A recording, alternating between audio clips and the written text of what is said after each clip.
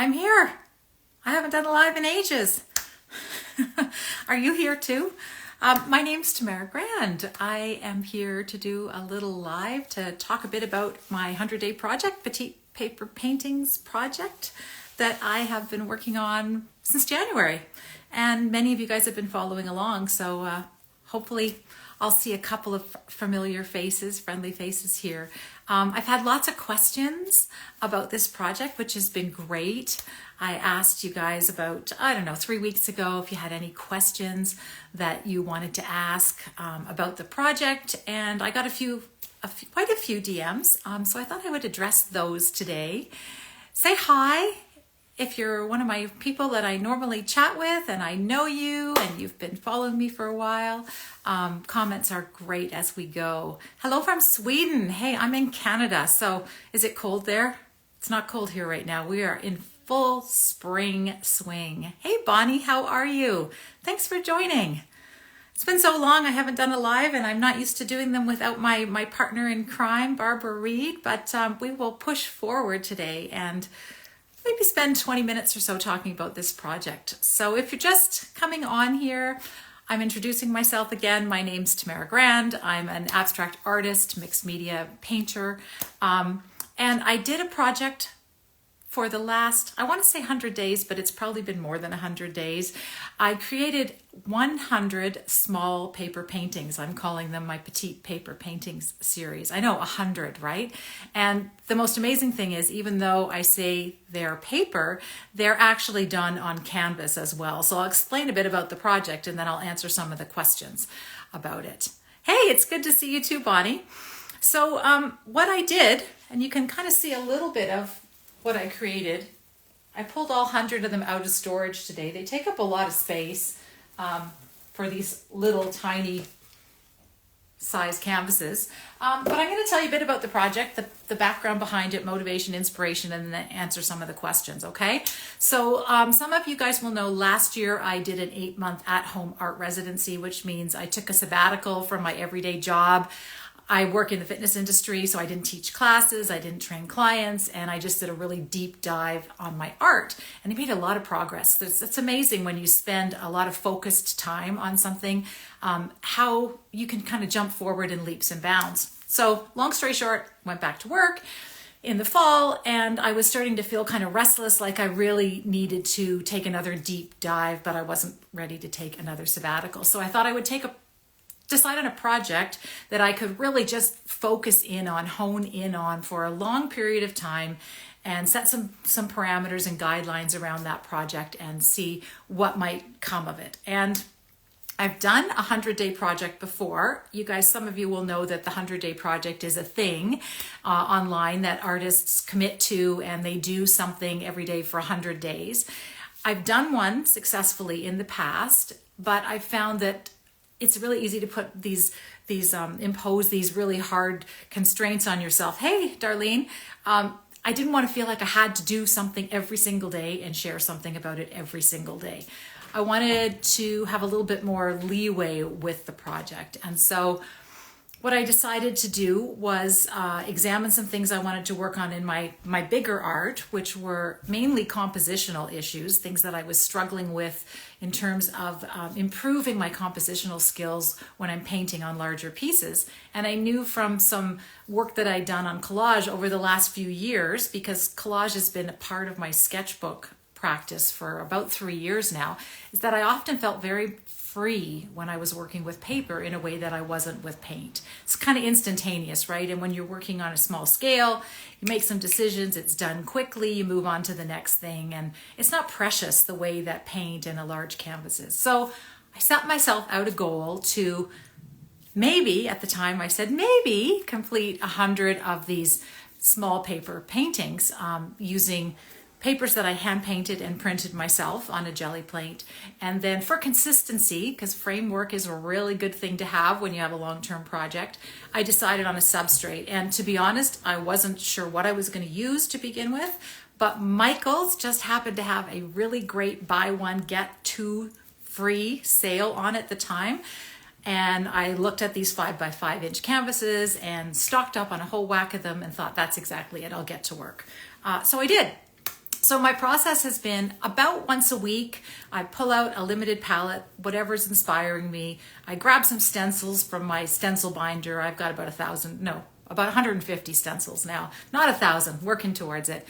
And then spend an afternoon with the jelly plate and create textured papers. I use rice paper, Japanese rice papers, all sorts of different transparencies and thicknesses and textures of papers, and just play with that limited palette. And if you guys have been following along, you see every week or so I kind of show you a spread of what my papers for the week look like.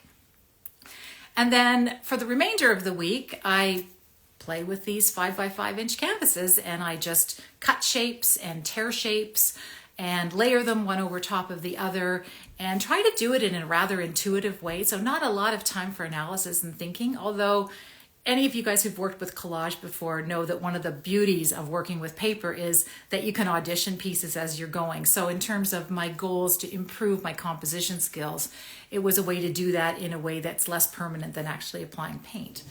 So fast forward 3.5 months later, last week I completed the 100th piece, and I've been showing them. I showed them in a really beautiful grid format, a 10 by 10 format on Instagram last week. You can see that in my profile page if you go and take a look. And people started asking me questions, where are you going to show it? What did you learn? Did you meet your goal? Are you done? All that sort of stuff. And I thought I would take some time and answer those questions today. So feel free, if you have a question about the project as I go, to pop in and ask. I think what I'll do before I answer those questions, though, is I'm going to show you just a few of the pieces. So this was one that was finished last week.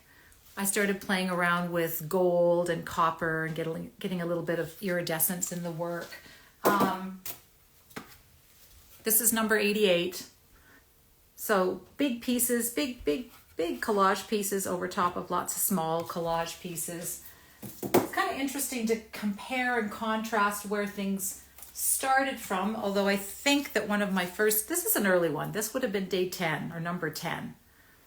So you guys notice I really like rectilinear shapes when I play with paper. Did some that looked almost landscape-like, applying those papers one over top and getting lots of transparency and translucency. Anyways, we could spend 4 hours going through each of them, and at some point I'm going to need to do that and go down memory lane. But I'm just going to start with some of the questions that came up. So where can I go? So the first question that a friend asked me was, and I've got my notes on the side because I won't remember these otherwise, did the project change your process or approach in any way? So I would say the answer to this question is yes and no. So typically when I paint smallish shapes and I start to layer larger shapes over top, and I add and I subtract. And I worked with a fairly limited palette, like you can see here, blues and some golds, Nico Azo gold and things.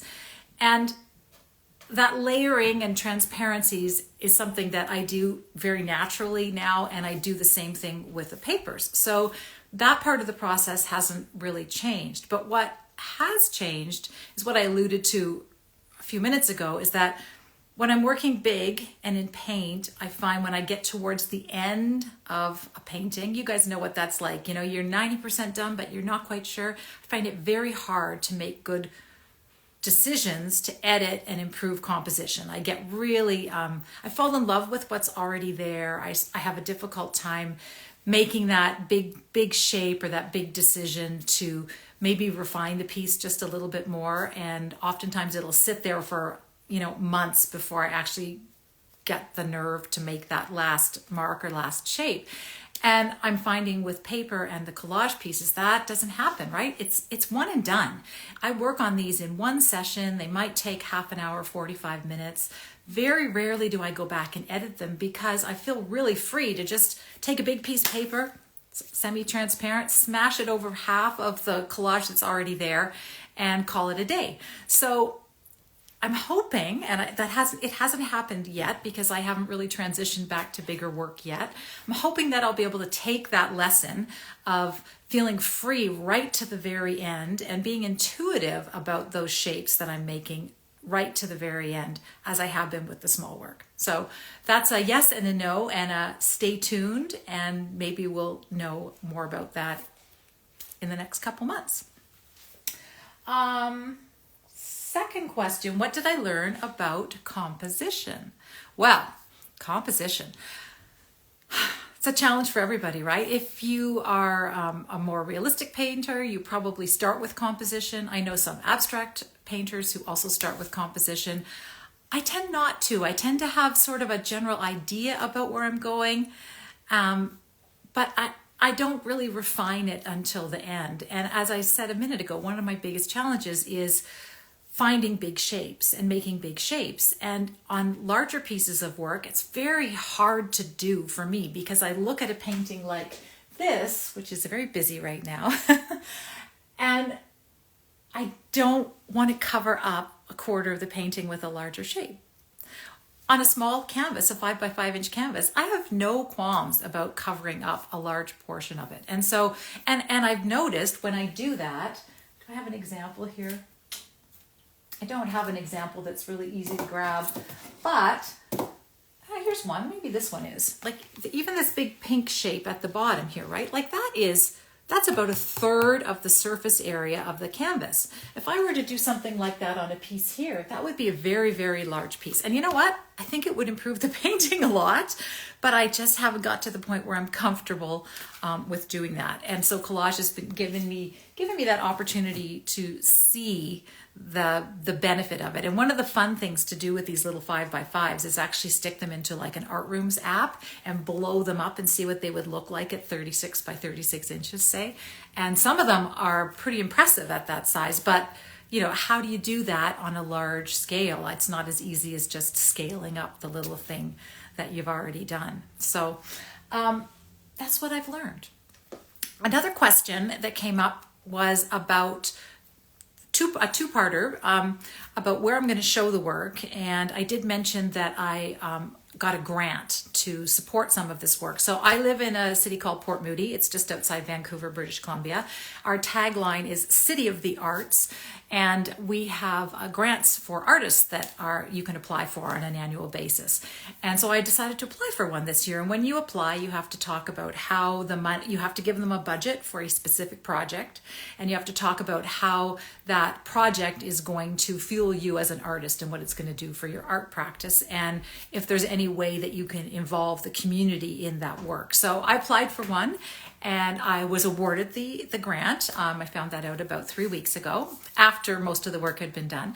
But the grant covered the cost of my substrates, which was not small, even with some really good sales at Michael's, right? So I have a grant. Thank you so much, City of Port Moody. I'm also going to be showing this work at a local live event. So we have an annual event called the Port Moody Art Shuffle. I'm on the organizing committee. I'm actually the website designer, so I'll be sharing the website with you fairly soon as it goes live. And what I'm going to be doing is showing these paintings, all 100 of them, not up on the wall or anything like that. Darlene, I'll come right back to that question. I'm going to be showing them in an interactive display. So the idea is I want to be able to use them to talk about abstract art, what appeals to people about abstract art, and having some conversations about composition, color, and aesthetics and things like that. Because I know a lot of people, they look at an abstract painting and they're not sure what to make of it. And I think one of the things as artists that we need to do is we need to let people understand that they don't have to understand the painting. They just have to love the painting. If it hits you in the heart or resonates with you or there's something about it that you love, that's good enough. You don't have to know anything more other than that painting makes you feel a certain way and you're attracted to it. So what I'm going to have people do is I'm going to have people play around with creating 3x3 compilations. So almost like a quilt. Which is interesting because I'm showing next to a quilters guild. And there is an element of piecing when you piece paper together that's very similar to when quilters piece fabric together. So the work will be on view then.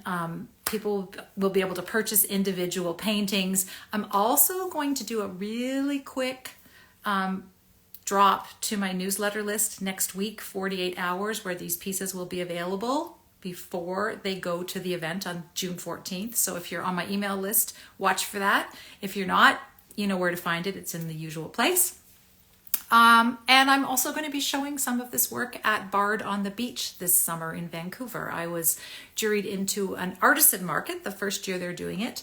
For every performance of Comedy of Errors, I'll be there for 5 performances over the summer, dressed in a toga, because we have to dress according to theme, and sharing these little pieces with the people that are there to watch the play. So, Darlene, your question was about my final layer. What did I put on these? So, I'm a huge gloss medium fan. So I used gloss medium as my glue. So I thin it down just a little bit, like 1 part water to 4 or 5 parts gloss medium, just enough to make it easy to spread without it getting gloopy. And then at the very end, I apply 1 or 2 layers over the top, just to kind of consolidate it, give it a nice shiny finish. It makes it so that the layers of the paper kind of lay flat and they're not sticking out. Plus, I'm going to have a lot of hands touching these on the 14th of June. So I wanted to make sure that they were protected. You might have noticed too, I love my edges to be painted a neutral color.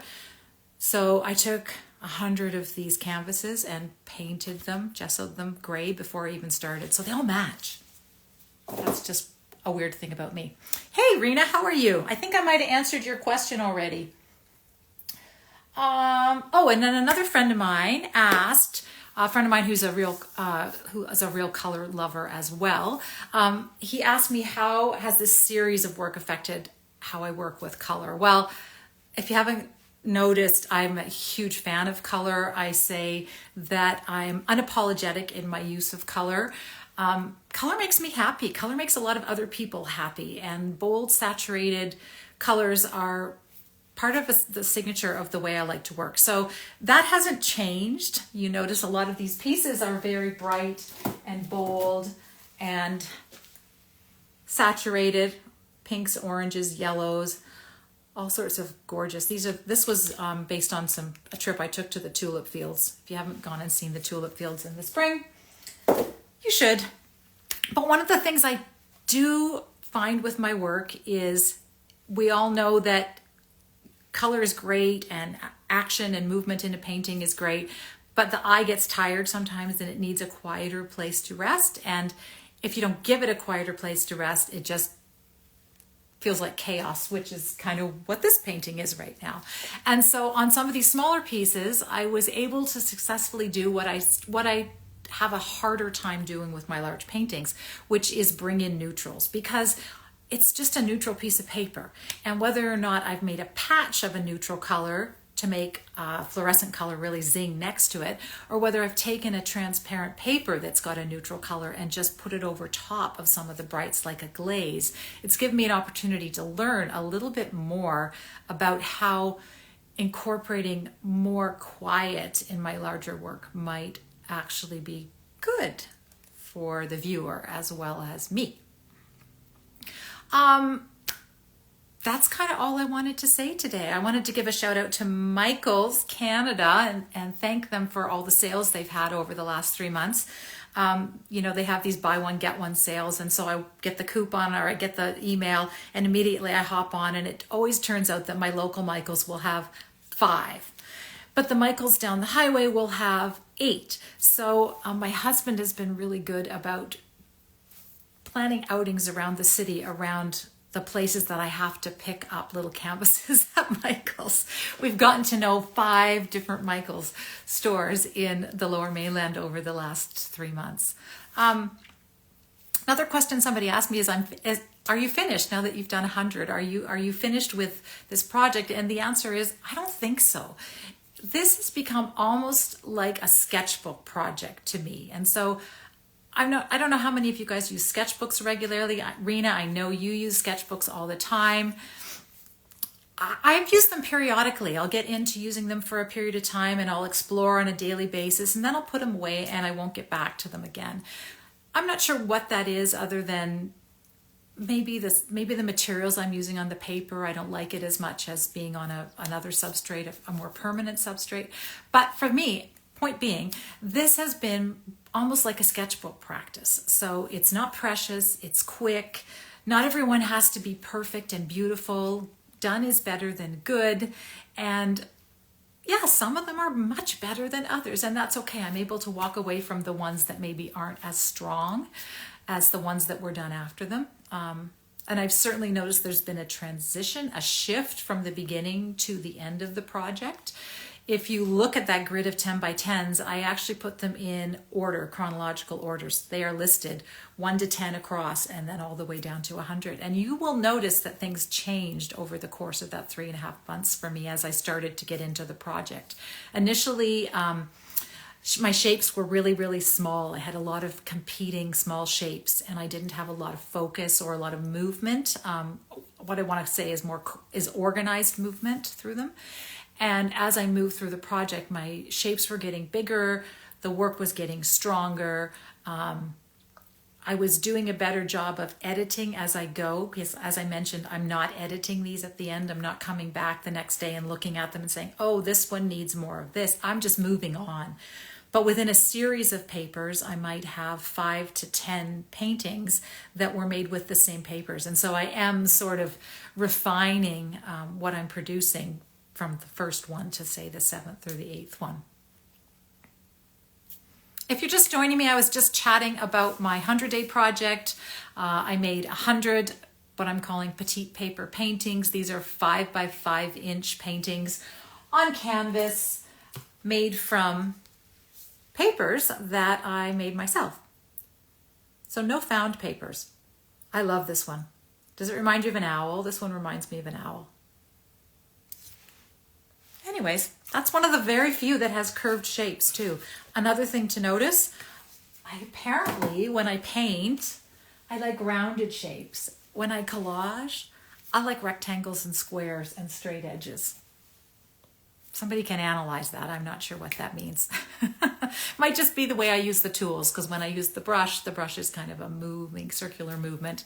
When I'm using papers, I'm often using a straight edge like this and tearing the paper. So it's a very quick sort of creation process. Yeah, it's been really fun, Bonnie. I'm looking forward to seeing the end of your project too. I know you're not quite there yet, but I've really enjoyed seeing you post as regularly as you have. Anybody else out there doing a 100-day project? No? Where do I think this is going to go? Well, you can already tell I've scaled up. This piece behind me right here, that's 24 by 24 inch birch panel. And those are all papers that I made and that were left over from an exploration, the tulip fields exploration. And so I was already starting to feel constrained by that 5 by 5 inch surface and decided, well, what happens if I go bigger? And with this one, initially, I was just going to create several small patches of collage and paint over top, because that's been something that I've been doing for a while now. But I couldn't stop. I loved those papers so much, I couldn't stop. And then my husband walked into the studio and looked at that and said, don't touch that, that's done. And I said, what do you mean? That is an underpainting. And his response was, do artists make this shit up? He didn't believe that an underpainting was a thing. So now I'm stuck because I don't know whether that's done or not, but that's not for us to decide today. And it's just going to sit on the wall for me to stare at, because I do love the colors in that piece. Yeah, and I can see myself doing some more larger scale works like that, but maybe bringing the paint back in over top and trying to combine those two things. Christy, how far along are you? And what is your project? There's lots of reflection that can be done. I think I'll sit down and probably write a studio note about some of this as well. Yeah, and one of the things I've given to my husband for Father's Day, somebody said to me, whenever somebody tells you not to touch a painting that it's finished, you should give them a bill for the cost of the painting. If they like it so much, they can buy it, right? I could give it to him for Father's Day. That's true. But then, yeah. Well, it'd be like me keeping it, right? You love the red one behind me, see? People love that. That's been thank you very much. That's been the commentary when I shared it on Facebook and told the little story. A lot of other people jumped in and said the same thing, don't touch it. So now you know how it is. If you're an artist and someone tells you partway through a process that your thing is finished, you kind of go, what do I do? Day 89, watercolor and nature as often as possible. Love it. You're so close, Christy. Keep going, almost there. Yeah, but I love it too. You're right, Bonnie. And you know what? Not everything we do has to be kind of finished either, right? It doesn't have to be finished and go out in the world. It could just sit in the studio and be something that I look at and love and am inspired by until the day that I'm not, and it becomes something else. Because that happens too, right? We go, oh, I'm so sick of that. I need to paint over that or do something else with that. Yeah. All right. Well, if there's no more questions, I think I might pop off and go have my lunch. Thanks so much for joining me, guys. If if you're in Port Moody or Greater Vancouver, June 14th, 4 o'clock to 9 p.m., I will be at the Port Moody Legion showing all of these pieces that haven't sold. I'm doing a quick sale with my newsletter people next week. They're going to have 48 hours. Some of them have been following this project and they don't live locally, and I wanted to give them an opportunity to grab the little piece that they wanted as well. So you can get on my newsletter list, my email list if you'd like. Links in the bio, like all the usual places. Thank you, Rena. Happy summer creating to you too. I'm not sure what I'm going to do this summer. I feel, that feeling when a project wraps up and you're not quite sure what the next one is yet? Thanks so much for being here, Darlene. I'm glad it was inspiring. Thanks, Bonnie. Yeah, lots going on this month. Lots. And no brush required. We'll be back for at least one episode this summer, and then we're looking at a fall return. So you'll see Barbara joining me as well. Thanks, Lynn. Have a great day. All right, I'm going to hold on and keep this replay. I'll save it on my Instagram. Where are we? Instagram? Yeah, I'll save it on my Instagram page, and I'll catch you guys later. All right. Have a great rest of your day.